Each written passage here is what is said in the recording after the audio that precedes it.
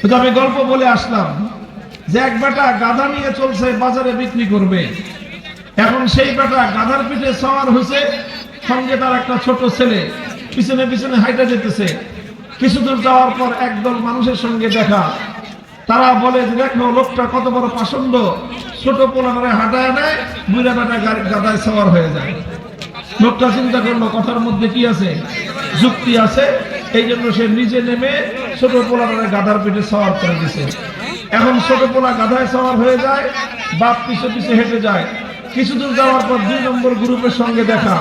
ওরা বলে দেখো ছেলেটা কত বড় বেয়াদবের বেয়াদব, বাপে হেঁটে যায়, পোলা গাধায় সওয়ার হয়ে যায়। লোকটা চিন্তা করলো যে কথার মধ্যে কি আছে, যুক্তি আছে। এখন বাপ বেটা 2 জন গাধার পিঠে সওয়ার হলো। কিছু দূর আগানোর পর 3 নম্বর গ্রুপের সঙ্গে দেখা। ওরা বলে দেখো বাপ বেটা কত বড় পাষণ্ডের পাষণ্ড, ছোট্ট একটা গাধা, এর পিছে পিঠে বাপ বেটা 2 জন সওয়ার হয়ে বসছে। লোকটা বললো যে কথার মধ্যে যুক্তি আছে। এখন বাপ বেটা দুজন নামছে, বাপ বেটা দুজন হেঁটে যায়, গাধাও হেঁটে যায়। 4 নম্বর গ্রুপের সঙ্গে দেখা। তারা বলে যে দেখ 3টা গাধা হেঁটে যায়। আসল গাধা একটা আছে, লগে বাপ বেটা 2 গাধা। বাপ বেটা 2 গাধা হলো কেমনে, তোমাদের সাথে একটা বাহন আছে, তো বাহন যেহেতু আছে, হয় তুমি আরোহণ করো, না হয় তোমার পোলারে আরোহণ করাও। বাহন থাকতে যে হাইটা যায় বেটা গাধা ছাড়া আর কি।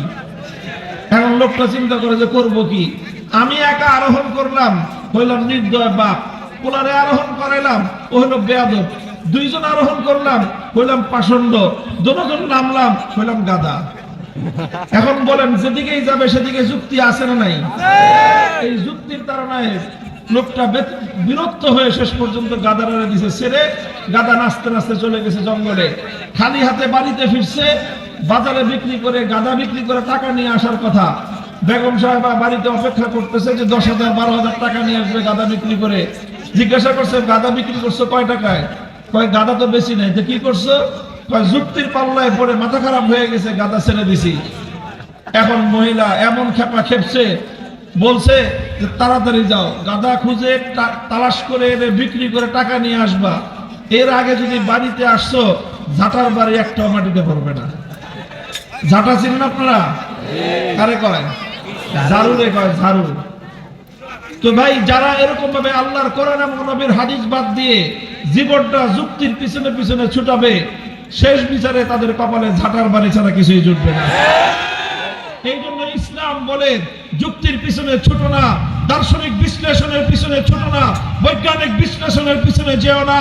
তুমি যদি তোমার জীবনকে কোনো একটা মজবুত ভিত্তির উপর দাঁড় করাতে চাও, তুমি যদি তোমার জীবনের চিন্তা চেতনাকে মজবুত বুনিয়াদের উপর দাঁড় করাতে চাও, তুমি যদি তোমার কর্মকাণ্ডকে নির্ভুল বুনিয়াদের উপর পরিচালনা করতে চাও, তুমি যদি তোমার জীবনকে সঠিক ধারায় পরিচালনা করতে চাও, একমাত্র বুনিয়াদ হলো আল্লাহর কোরআন এবং নবীর সুন্নাহ।